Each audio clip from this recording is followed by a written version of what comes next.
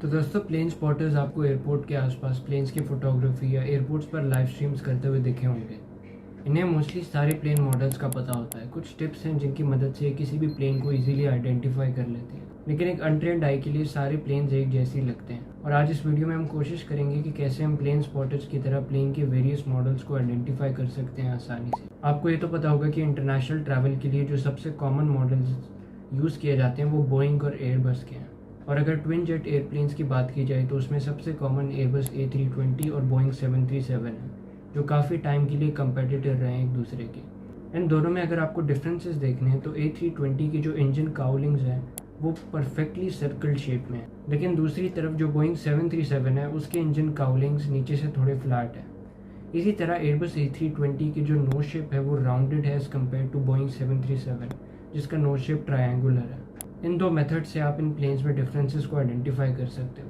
उसके बाद ज़्यादा सिमिलर एयरक्राफ्ट्स की बात करें जैसे कि एयरबस A330 या बोइंग 767, तो उनमें डिफरेंसेस आप उनके लैंडिंग गियर से देख सकते हो। जैसे कि अब एयरबस A330 जिसके पिछले set of landing gears tilted हैं थोड़े नीचे की तरफ, और जो बोइंग 767 है उसमें डिज़ाइन बिल्कुल ऑपोजिट है। उस प्लेन के आगे वाले सेट ऑफ टायर्स को थोड़ा टिल्टेड रखा गया है नीचे की तरफ, और ये डिज़ाइंस आपको सिर्फ इन्हीं दोनों प्लेन्स में मिलेंगे, जिससे आप इजीली आइडेंटिफाई कर सकते हो इन दोनों प्लेन्स को।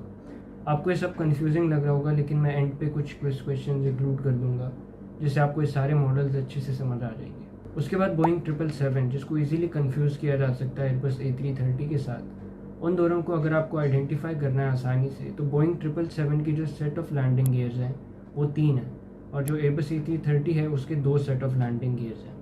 फिर बोइंग 757 जिसका लार्जेस्ट ऑपरेटर डेल्टा एयरलाइंस है, उस प्लेन को आप इजीली आइडेंटिफाई उसके बॉडी शेप से कर सकते हो, क्योंकि वो बाकी प्लेन्स के कंपैरिजन में बहुत ही दुबला पतला सा है, जिससे आप इजीली उसे आइडेंटिफाई कर लोगे। फिर एयरबस A350 जो वर्ल्ड रिकॉर्ड भी होल्ड करता है लॉन्गेस्ट फ्लाइट के लिए, उसे आप 2 चीज़ों से आइडेंटिफाई कर सकते हो। पहला उसके कर्व्ड शार्कलेट से, और दूसरा और सबसे आसान तरीका है इसके कॉकपिट विंडोज़ के ऊपर ये हाईलाइटेड जैसा डिज़ाइन, जो आपको मोस्टली सिर्फ और सिर्फ एयरबस A350 के मॉडल्स पे ही मिलेगा।